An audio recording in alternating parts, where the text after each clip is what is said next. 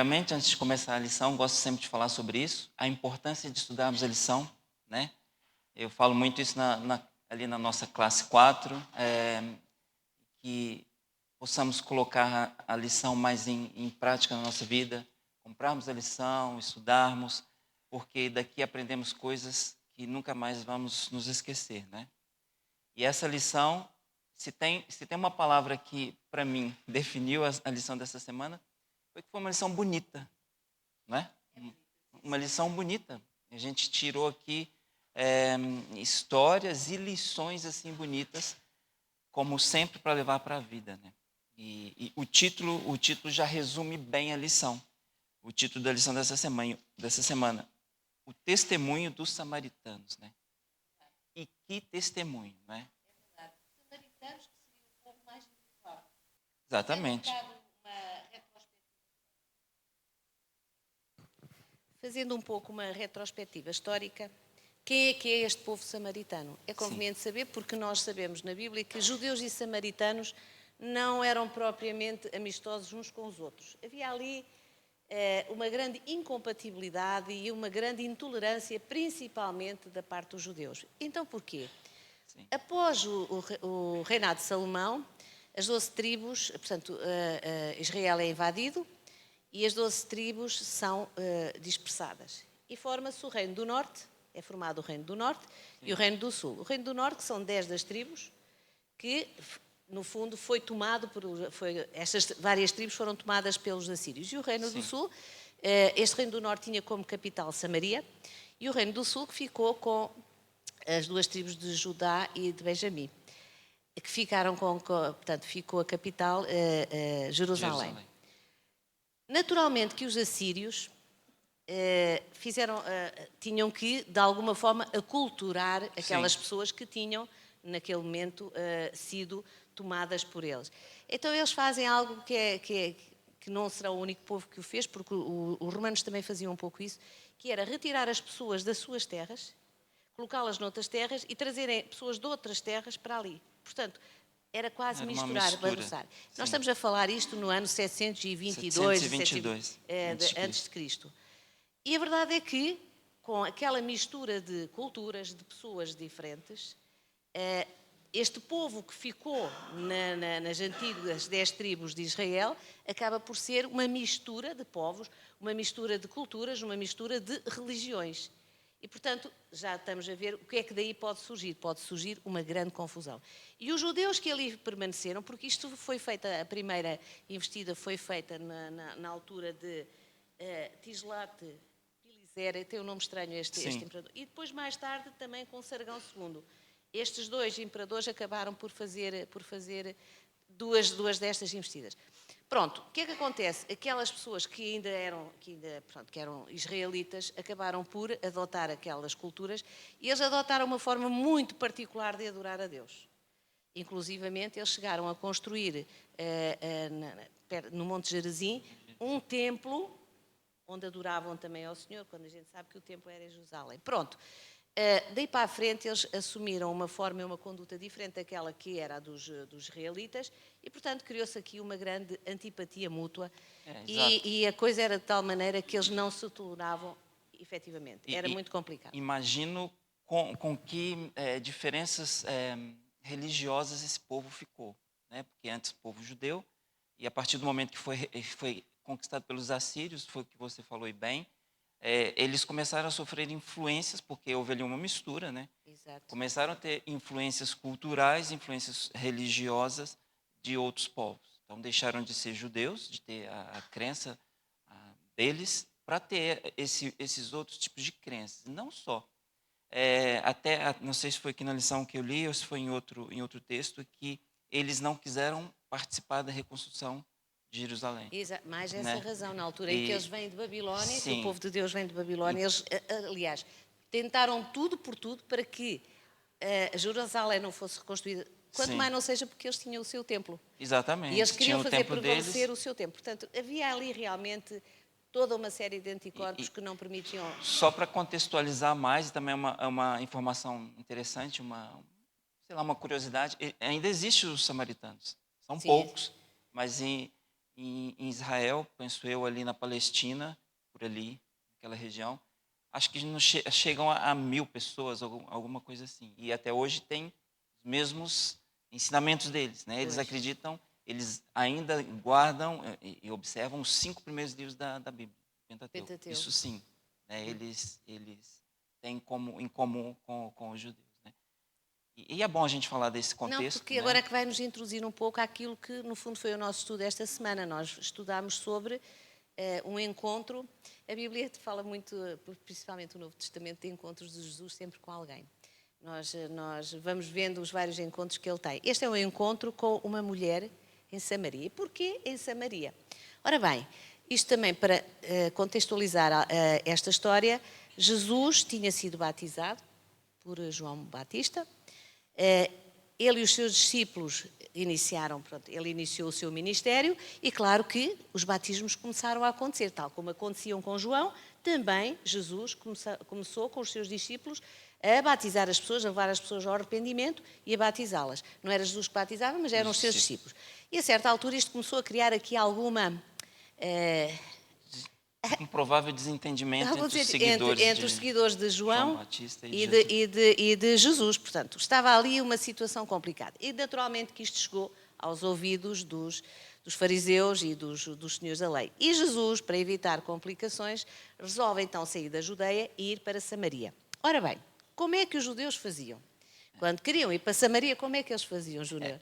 Se a gente for pensar bem, eu tive a oportunidade de ver isso, é muito mais próximo você sair da Judeia, indo para Galileia, passando por Samaria. Certo, é direto. É um caminho direto. É direto, é ir em linha né? reta, vá, digamos. Mas devido toda essa rixa, toda essa contenda, todo esse desentendimento que os judeus tinham com os samaritanos, os judeus, o que eles faziam? Davam a volta. É bom a gente por lembrar Pereia, disso. Iam ali, mas davam uma volta muito grande. Volta Se tiverem grande. curiosidade, vejam o mapa. Normalmente as Bíblias têm o mapa.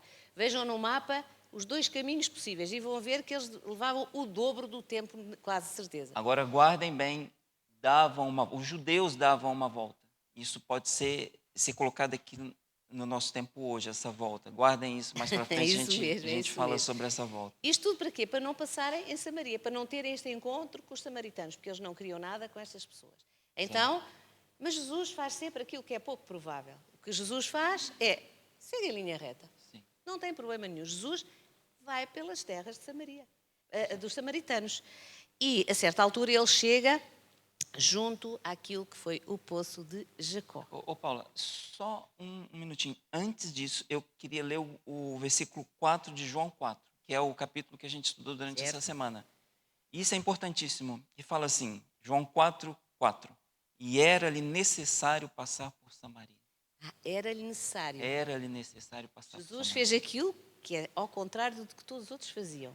Porquê? Porque lhe era necessário passar por Samaria. Jesus já sabia o que o esperava ali e Jesus já conhecia aquele povo. E Jesus queria ter com aquele povo, que era considerado um povo marginalizado, um povo diferente. Começamos logo aqui a ver aquilo que Jesus nos quer também ensinar a nós. Não interessa se são samaritanos. Aquilo que Jesus quer é que todos possam ter o conhecimento da verdade. E para isso, ele vai por Samaria. Ele vai por onde tiver que ir. E nós também devemos fazê-lo. Eu ia continuar então, já que estamos no texto, ia continuar a ler o texto. Chegou, pois, a uma cidade samaritana chamada Sicar, que era perto das terras de Jacó, e estas terras tinham sido dadas ao seu filho José. Estava ali a fonte de Jacó. Cansado da viagem, assentara-se Jesus à fonte por volta da hora sexta. A hora sexta era mais ou menos ao meio-dia. Ali naquela zona é calor, é muito quente mesmo, aquilo é bravo. Portanto, a esta hora, que era a hora do meio-dia, era a hora mais quente do dia e Jesus estava cansado e com sede. Os seus discípulos tinham ido a uma cidade ali próxima comprar alimentos. Jesus ficou ali. Olha o que é que o texto diz. Nisto veio uma mulher samaritana tirar água. Uma mulher samaritana vai ali àquela hora, à hora quente, tirar água. Já é estranho por si, mas já vamos ver. Disse-lhe Jesus, dás-me de beber? Pois os seus discípulos tinham ido à cidade para comprar alimentos. Então lhe disse a mulher samaritana, como é que tu, sendo judeu, pedes de beber a mim, que sou mulher samaritana? E depois aqui, entre parênteses, diz assim, porque os judeus não se dão com os samaritanos. Bom, vamos agora falar um bocado sobre isto. Ora bem, hora sexta, meio-dia, uma mulher que vai ali sozinha buscar água. Estranho, não é? Podia ter ido à hora mais fresca, uma hora mais manhã cedo ou ao fim do dia, em que o calor já não era tanto. Mas ela vai a esta hora. Porquê? Logo à partida dá logo sinal de que ela não quereria estar com outras pessoas. Por isso vai sozinha àquela hora. Neste poço, que é um poço que é icónico, porque foi aqui que Jacó esteve, foi aqui que viveu com os seus filhos, foi aqui. É também um homem da fé, é um dos heróis da fé. Esta mulher está ali naquela zona muito, muito, muito especial para ir buscar água. Água que nenhum de nós consegue viver sem ela, certo? É fundamental para a nossa vida. Esta água tira-nos a sede, esta água permite-nos cozinhar os alimentos, esta água permite-nos refrescar o nosso corpo. Esta água é fundamental, mas acima de tudo porque garante a vida.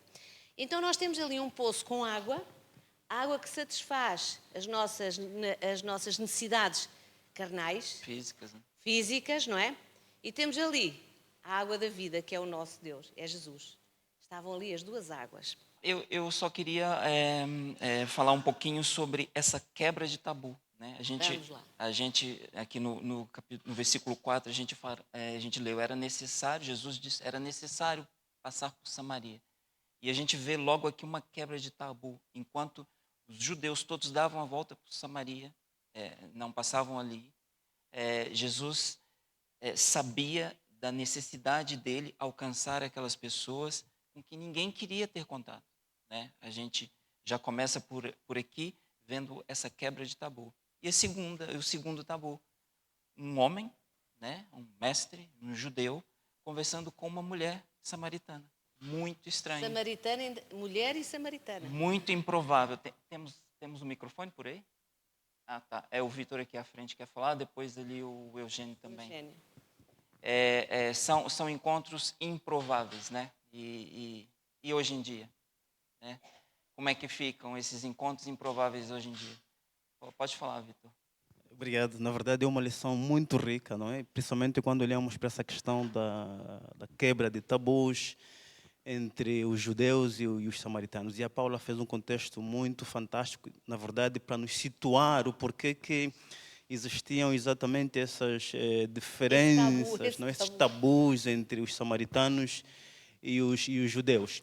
E além disso, por exemplo, no contexto mesmo ainda histórico, tal como a Paula fazia referência, é que os próprios samaritanos, quando sentiram também aquela vontade de querer, por exemplo, reconstruir o templo de Jerusalém, foram negados, não é?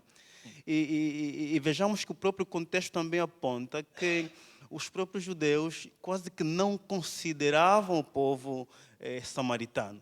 Sim. Quer dizer, em primeiro lugar vinha o judeu, em segundo o judeu, terceiro o filho do judeu, a mulher do judeu, até o animal judeu era mais considerado do que uma mulher de Samaria. Então, é nesse contexto que, na verdade, aparece Jesus Cristo, não é? Para poder quebrar com esses tabus todos ali. Não só a questão de poder passar por Samaria, mas também para poder romper com esses tabus que, na verdade, ali existiam. Para quê? Para exatamente dar a entender a todos os seus discípulos e aqueles que, na verdade, seguiam Jesus Cristo, que não só aquela mulher, mas todos têm o mesmo valor. E era necessário que, na verdade, Jesus Cristo viesse e quebrasse com esses tabus para que pudessem entender que ele não só veio para os judeus, mas veio para os judeus, para os samaritanos e para todos que, na verdade, estavam dispostos para poder o ouvir. Exatamente. Esse contraste entre o encontro do mestre, né, judeu e uma mulher samaritana que não tinha boa reputação. Né? A gente já vê aqui a radicalidade da mensagem que Jesus trouxe a esse mundo. Né? Era uma mensagem para alcançar todos, independente de qualquer coisa. Né? Ok, muito obrigado pela oportunidade. E para quem nos acompanha na nossa unidade de ação aqui na classe 1, eu sou muito atento às perguntas que a lição traz.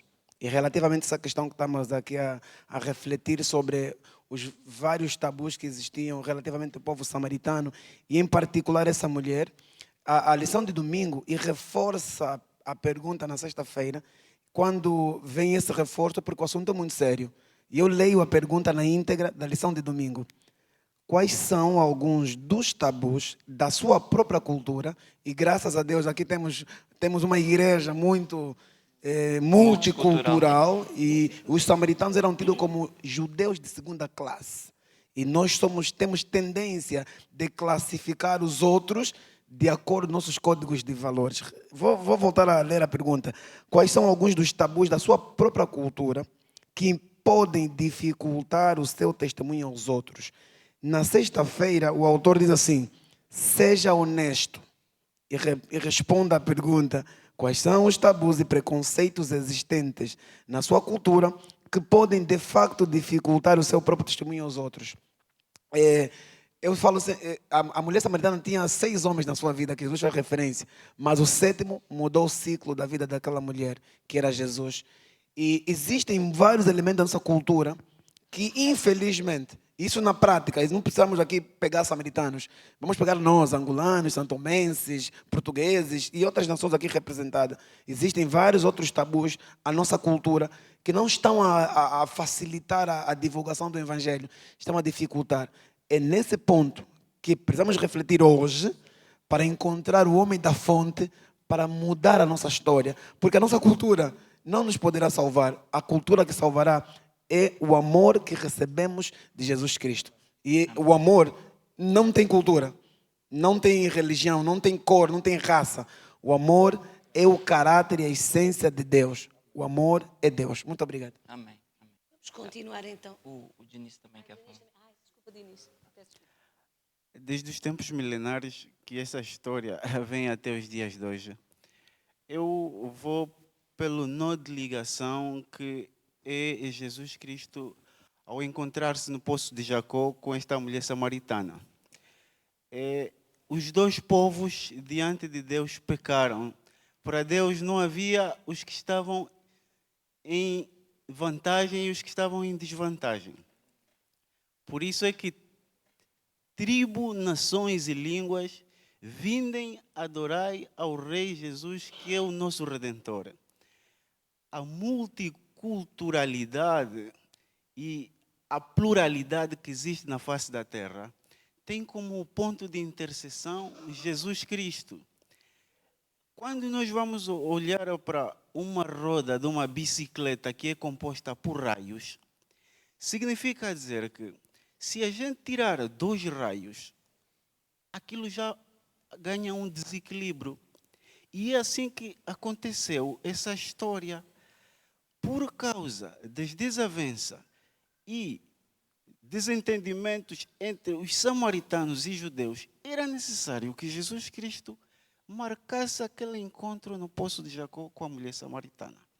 E hoje, transportando essa lição para os nossos dias, é a razão da nossa existência aqui. Tribo, nações, língua, raça, cores e tudo. Isto tudo não influencia nada no plano da salvação. O que vai influenciar isso é a coragem, a determinação, a fé daqueles crentes que aceitam Jesus Cristo unir-se na diversidade para rumo a Canaã celestial. Aproveitando aqui o gancho, né? Vamos para a lição de segunda-feira. E a lição de segunda-feira, ela fala, que tem como título, A Mulher no Poço. E ela aqui já fala mesmo da mulher em si. E o que ficou bem claro, que marcou muito, entre outras coisas, foi a atitude, a iniciativa de Jesus, né? A iniciativa de Jesus é de ir conversar com ela, né? Porque até então ninguém fazia isso. Ele era judeu, ela era samaritana, e era uma quebra de tabu. Já falamos sobre isso. Era interessante nós darmos continuidade. Acho que este texto é tão rico que os nossos comentários sobre o texto poderão ser muito interessantes. Porque aqui diz que, após Jesus lhe ter pedido beber, a mulher lhe disse: como tu, sendo judeu, pedes de beber, a mim que sou mulher samaritana. E Jesus disse-lhe: se conheceras o dom de Deus e quem é o que te pede, dá-me de beber, tu lhe pedirias e ele te daria água viva. Respondeu-lhe ela: Senhor, tu não tens com que a tirar do poço, o poço é fundo, onde é que depois tu tens água viva? Ela está a questionar o Senhor, ela é ousada. Ela está a questionar, Sim, sim. como é que tu não tens nada para tirar, como é que tu vais tirar essa água? És tu porventura, e agora vê o desafio dela, és tu porventura maior que Jacó, nosso pai, que nos deu o poço, do qual ele mesmo bebeu, e bem assim os seus filhos e o seu gado? Afirmou-lhe Jesus, quem beber desta água, tornará a ter sede.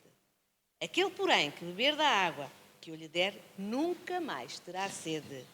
Pelo contrário, a água que eu lhe der terá nele uma fonte a jorrar para a vida eterna. Disse-lhe a mulher, Senhor, dá-me dessa água para que eu não tenha mais sede, nem preciso vir buscá-la. Ela continuou a desafiar o Senhor.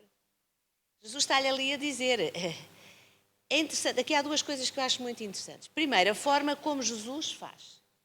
Jesus pede-lhe um favor. Jesus não vai lá dar uma ordem, nem vai lá nada para lhe dar.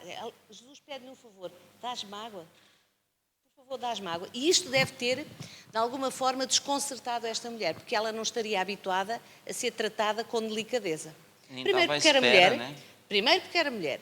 Segundo, porque ela depois vai esclarecer isto, mas nós já vimos que se ela estava ali àquela hora sozinha, a fama dela não deveria ser a melhor, conforme o Júnior também já falou. E terceiro, porque era samaritana e os judeus não falavam com os samaritanos. Portanto, aquilo surpreendeu-a. Ela deve ter tido um choque logo à primeira.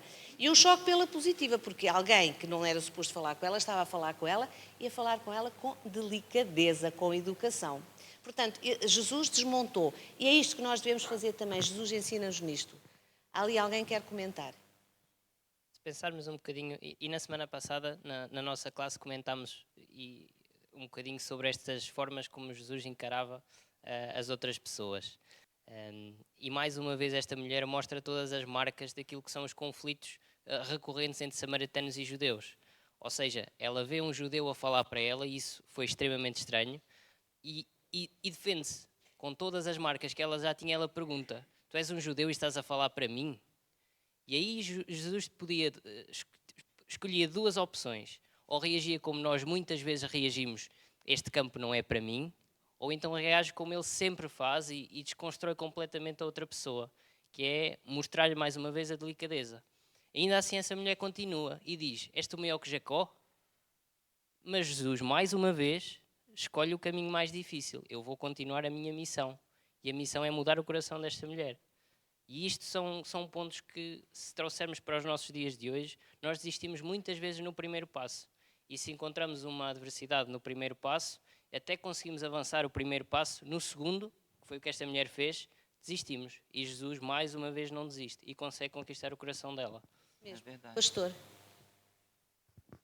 Os judeus consideravam os samaritanos como sendo de segunda categoria. E há uma razão para isso, não é? Porque na conquista do Reino do Norte, em 722, os assírios foram lá e destruíram o Reino do Norte, levaram a classe trabalhadora, a classe útil para o reino e os assírios deixaram só a classe mais pobre, menos favorecida ali, e repovoou o Reino do Norte com idólatras, com pessoas de outra religião que adoravam ídolos e tal. Então, os samaritanos é o resultado desse povo misto. No entanto, os samaritanos tinham algo em comum com os judeus, que era, eles aguardavam também o Messias, porque ficou esse resquício religioso interessante, porque o judaísmo estava arraigado no coração desses samaritanos, que era essa mistura de gente. E quando ela teve esse encontro com Jesus, ela compreendeu perfeitamente que Jesus era o Messias, não é? Amém. Outra coisa que a gente tem que ficou marcado nessa lição foi a água, né? O tipo de água. Ela queria a água, ela pensou na água física, Sim, né? sim. Ela entendeu a pergunta como forma literal, né? Assim como Nicodemos, né? Sim, sim. Na questão do nascimento, do nascer de novo, ela entendeu como uma forma literal. Só que Jesus queria dar para ela algo muito mais profundo, que era a água viva, né? E isso é o que Jesus quer dar para nós, né?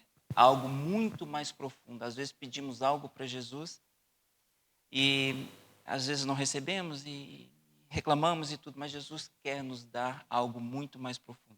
Foi Olha, ele olha, olha o deu. que diz aqui em Ezequiel 36, 25 a 27. Está no texto. Então espalharei água pura sobre vós e ficareis purificados.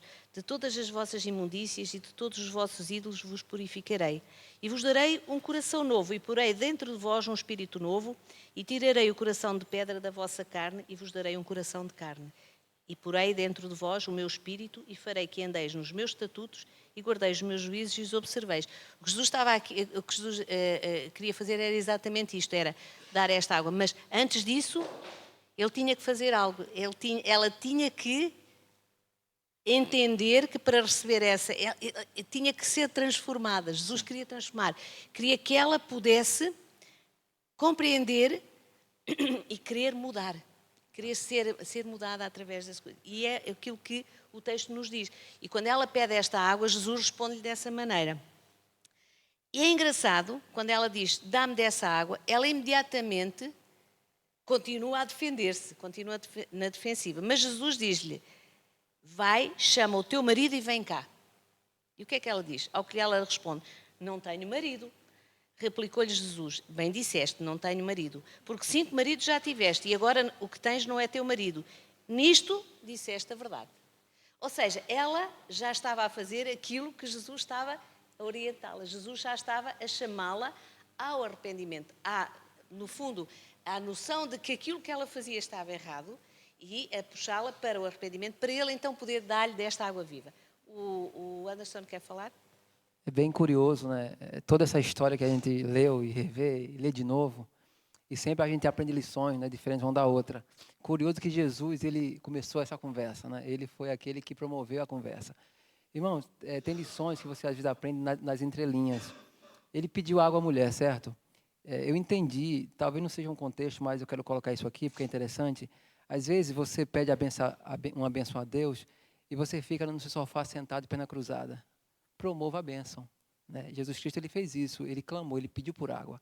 Mas, por outro lado, essa mulher reivindicou, né, aquela água do poço por direito, né? Mas, enfim, qual é a lição que eu tirei para mim aqui dessa parte de segunda-feira, terça-feira? Queridos, a água é muito importante, certo? Só que, assim, ó, Jesus Cristo, quando se aproxima do ser humano, ele joga por terra preconceitos, barreiras quebradas. Quem gosta de futebol, né, quem acompanha futebol um pouquinho, né, o jornal noticiaram essa semana a eleição do melhor do mundo, né? E o brasileiro Vinícius Júnior, ele foi eleito, né? Ele era candidato a receber essa bola de ouro. Irmãos, e é inaceitável, sabe? É triste perceber que o mundo ele corre em prol disso. E a bola de ouro não foi dada para ele só por uma coisa, pela sua cor de pele, né? Preconceitos raciais e vice-versa. Agora, eu digo a você aqui, irmão, será que isso existe hoje em nosso mundo, na igreja, na sociedade? Existe. Aquela mulher vivia um preconceito social tremendo. Aquela mulher sofria demais com isso. Observe que ela procurou uma hora mais propícia para ir àquele poço. Irmãos, e isso é de assustar. O ser humano ele consegue olhar para o outro com um olhar de indiferença que ele é melhor. E isso é inaceitável. Como disse Eugênio, aquele homem era o sétimo na vida dela e jogou isso por terra. Queridos, quando você se encontrou com esse mestre, o que foi que ele deixou para trás? O que foi que ele quebrou? Qual foi a barreira? Se você passou pelo batismo e você ainda é o mesmo, você apenas tomou banho. Porque quando há um nascimento, tudo isso, irmão, é jogado por terra. Eu não estou aqui falando que você não vai pecar. O que eu estou falando é que você peca por acidente porque é ser humano, é pecador. Mas pecados acariciados, sabe? Pecados planejados. Pecados que você ainda alimenta por uma questão ou outra particular. Irmão, aquela mulher entendeu que aquele homem era diferente. Que aquele homem, sabe, tinha algo especial a oferecer para ela. A lição, a Bíblia diz que Jesus estava cansado e eu aceito. Mas eu fico me perguntando, será que de fato ele estava cansado mesmo? Será que o mestre estava cansado mesmo? Ele foi ali com propósito. Olha a volta que era para chegar, sabe, na Galileia. Olha o arrodeio que fazia. Mas ele parou ali de propósito, né? A gente vê isso com clareza. E é interessante demais que naquela conversa, a mulher, sabe, ela criando, né, ainda as barreiras que havia na sua mente, né, na sua cultura. E o mestre com jeitinho, ali devagarzinho, né, foi até penetrar o seu coração, irmão. E quando Jesus Cristo ele encontra aquele fio de vida que resta no ser humano, é ali que ele trabalha. É ali que ele pega aquele fio de vida e diz assim, olha, chegou a sua vez. Que maravilha, né? E essa mulher testemunhou desse amor, né? Essa mulher não se calou. E é você e eu hoje, irmão. Não retenha para si essas bênçãos, né? Não retenha. Se você de fato, né, é um convertido, é um discípulo, você, por naturalidade, você começa a proclamar que esse amor mudou sua vida. E que assim seja. Assim. Amém. Ô, Paulo, eu só queria frisar um pouquinho aqui isso, a iniciativa de Jesus. Logo no começo a gente falou da volta, né? Sim. Jesus poderia ter feito como os outros judeus, dado a volta. Iniciativa e volta. Quantas vezes damos a volta nós, né? E eu vou ser bem sincero, vou ser bem claro aqui. Etnia cigana. Quantas vezes damos a volta? Não queremos falar com eles. Vem nos vender alguma coisa. Damos a volta, né? Jesus teve a iniciativa de conversar com aquela pessoa. Nós temos a iniciativa de conversar com o cigano. Quantas vezes fazemos isso? Ou damos a volta, que é mais fácil. Deixa para lá esse povo. Né? Isso, a lição vem para isso, para nos fazer refletir no nosso dia a dia. Né? Não é simplesmente a gente ler e ficar para nós. Que bonito, isso foi muito bonito. Foi naquele tempo, não. Serve para hoje, sim. E se a gente não colocar em prática nas nossas vidas, fica em vão. Rui, quer falar? Levantada do preconceito que esta mulher vivia, é uma questão interessante, porque, por um lado, ela, como samaritana, levava com o preconceito do judeu, mas no caso específico desta mulher, ela levava com o preconceito dos seus próprios concidadãos samaritanos. Não é? Muitas vezes o preconceito não vem só de quem é diferente. Às vezes o preconceito pode vir de quem é igual, digamos assim. Sim. E é interessante que quando Jesus faz, talvez até avançando um pouco mais na lição, quando Jesus lhe faz a pergunta, chama o teu marido. Não é? E ela depois diz, não tenho marido. É interessante o que Jesus faz a seguir. Porque Jesus a seguir vai fazer algo que para esta mulher seria talvez a coisa mais desconfortável que lhe poderiam fazer, que era revelar-lhe que sabem o passado dela. Pois, eu sei que não tens marido, já tiveste 5. Não é?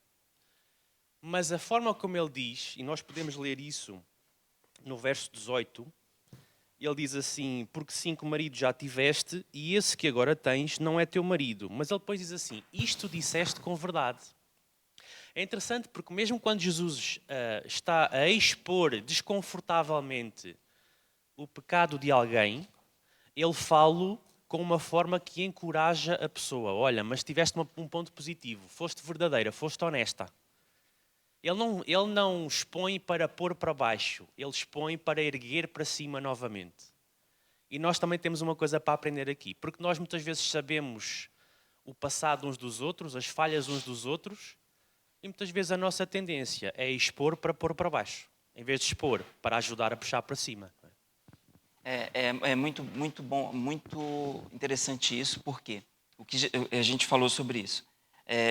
Jesus estava a expor a situação daquela mulher, ou seja, fazendo ela enfrentar ali Reconhecer. e reconhecer algo de mal que tinha acontecido com ela e tudo. Mas só que Jesus, ele queria dar a ela algo melhor, ele queria dar a ela a água da vida, que era ele próprio, né? E com isso, Jesus queria curar aquela mulher que imagina como aquela mulher não devia viver com esse sentimento. E eu posso falar isso pessoalmente, já fui divorciado 2 vezes, sabe? E não é fácil a gente conviver com um certo peso que isso traz um peso negativo, sabe? Claro. Mas é somente a água da vida, é somente Jesus que faz nos tirar esse peso do coração, porque ele faz nos enxergar o que aconteceu, onde erramos, o que precisamos melhorar. É essa água da vida que Jesus queria dar àquela mulher. E ele corrigiu, ele levou aquela mulher, ele transportou aquela conversa para um patamar diferente, maior, para que ela pudesse realmente enfrentar ali a sua realidade e entender. Exatamente. Lição rica, né? Eu quero aqui pensarmos profundamente. Se você beber, quando beberes desta água que eu lhe der, nunca mais terás sede. Eu fiz uma pesquisa, peguei o elemento sede. Que Jesus estava a falar para ela sobre sede. Sede é desconhecimento da palavra de Deus. Sede é pecado. Sede é desconexão com Deus. Ela está a dizer assim: se você beber de mim, eu, Jesus, você nunca vai fazer mal a ninguém. Você nunca vai discriminar o outro. Você nunca vai colocar o outro em último lugar. Você nunca vai...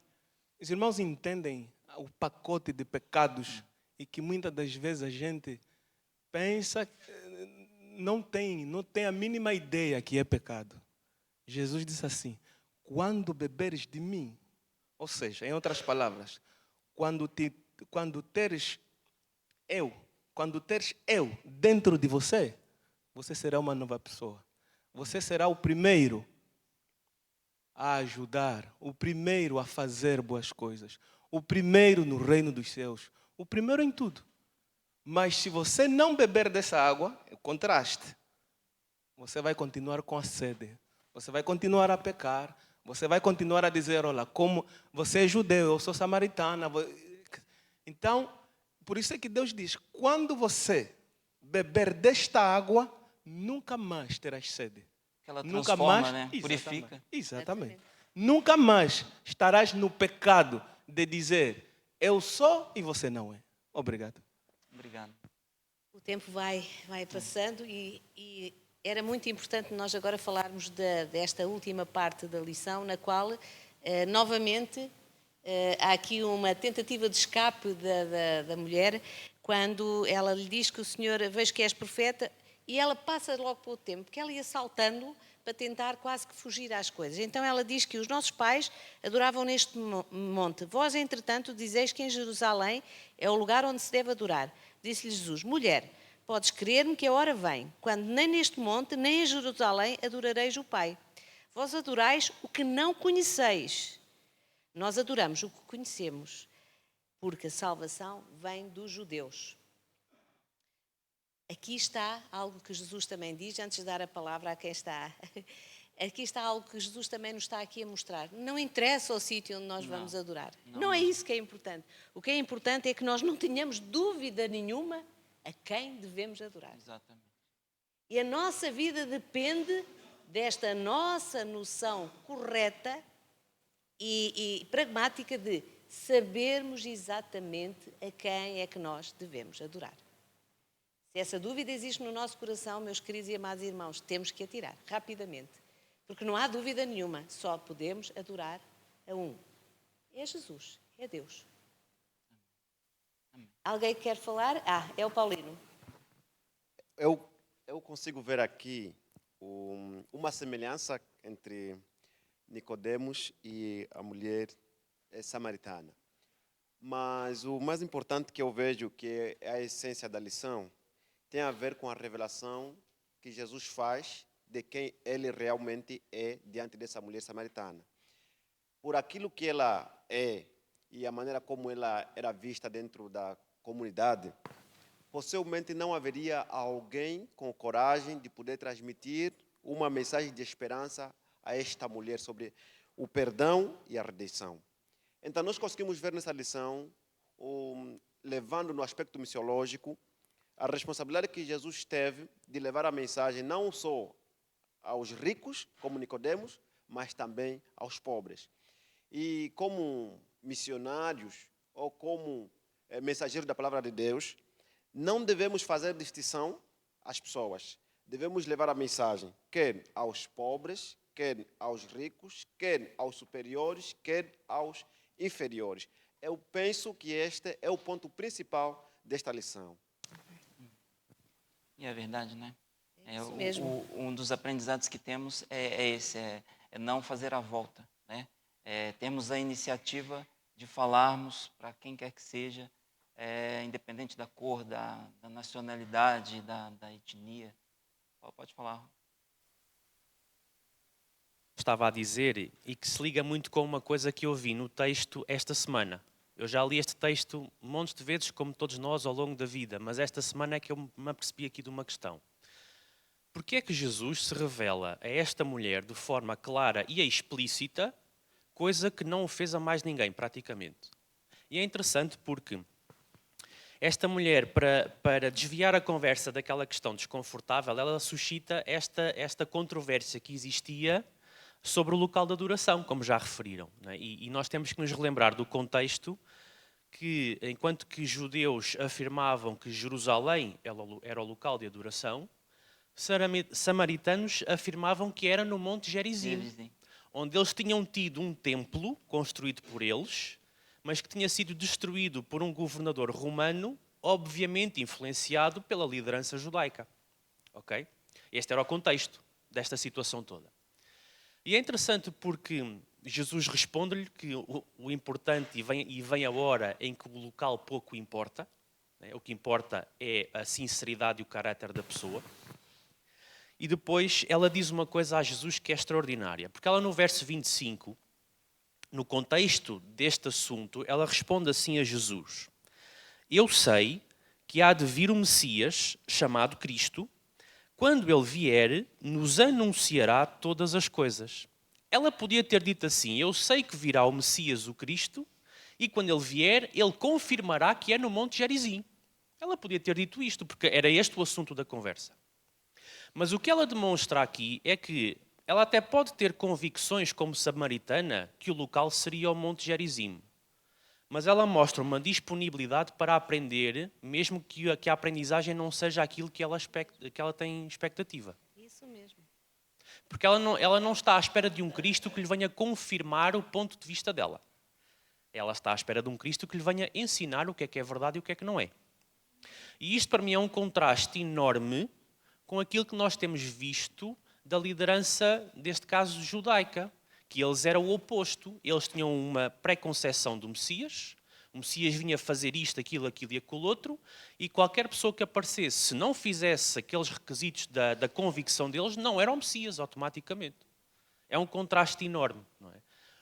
Esta mulher, e juntamente com a restante cidade dos samaritanos, estão disponíveis para aprender, enquanto que os outros achavam que já sabiam tudo e que eles é que estavam certos. E por isso é que Jesus se vai revelar explicitamente a esta mulher e não a outros que se calhar até estariam em melhor posição, porque ela está disponível para a revelação. Exatamente. Jesus, durante a sua vida aqui, o seu ministério aqui, conversou com muita gente importante, né? Com muita gente. Mas a única vez que ele se revelou claramente, diretamente, foi com uma mulher samaritana, né? É verdade. Mostra aqui a atenção com que Jesus tem com cada pessoa, independente de qualquer coisa, né? Ele está atento e ele quer dar a água viva para aquela pessoa. E o resultado que isto teve, porque ela esqueceu-se de dar de beber a Jesus, Jesus também não lhe pediu mais. Sim. Ela esqueceu-se da água que tinha ido buscar, porque também já não precisava dela, porque agora ela tinha recebido a água da vida e ia mostrar aos outros, ia dizer aos outros, àqueles da sua terra, a 1,5 km de distância que ela morava. Aliás, Jesus falou isso, né? Que os discípulos chegaram e Jesus estava com fome, e Jesus falou: não, eu estou aqui. Não é para comer, eu estou não, aqui. Exatamente, não é para comer. Né? Pronto, ela vai e diz às pessoas da sua terra aquele encontro que tem com Jesus e a certeza que ela tem que aquele é o mestre, o que ele sabia, o que ele me disse da minha vida. Portanto, ela nem sequer tem já problemas de dizer o que ele sabia da minha vida. E aquelas pessoas convidam a Jesus para ficar com eles, Jesus fica com eles, priva com eles durante 2 dias, tudo ao contrário daquilo que os judeus queriam ou gostariam, e na verdade aquele povo, muitos se converteram por causa desta situação. Portanto, a água da vida foi espalhada também por outras pessoas.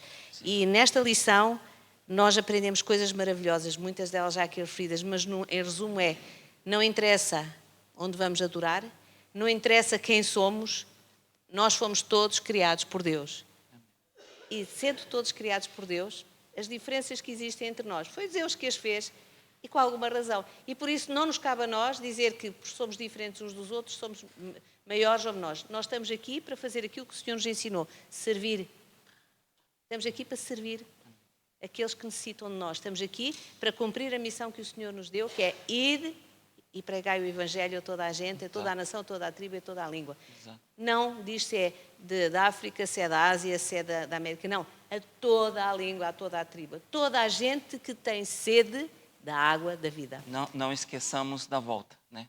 É isso. Jesus foi direto, ele não deu a volta, ele não desviou para não conversar com um aqui que é de uma cor, para não conversar com outro que é de uma etnia que todo mundo despreza. Não, ele foi direto, ele teve iniciativa, ele pediu, ele conversou, né? E essa deve ser uma das lições que fica para nós, né? Colocarmos em prática. Eu só queria acabar com o que diz aqui no final, é um texto de Ellen White, no Desejar Todas as Nações, diz: esta mulher representa a ação de uma fé prática em Cristo. Todo o verdadeiro discípulo nasce no reino de Deus como missionário. Aquele que bebe da água viva faz-se fonte de vida. E o que recebe torna-se doador. A graça de Cristo na alma é como uma nascente no deserto, fluindo para refrigério de todos e tornando os que estão prestes a perecer ansiosos por beber da água da vida. Que todos nós possamos ter esta vontade de não só nós bebemos da água da vida, mas a levarmos àqueles que nos rodeiam. Esta é a minha oração para mim e para todos nós. Amém. Amém. Feliz sábado a todos. Feliz sábado para todos.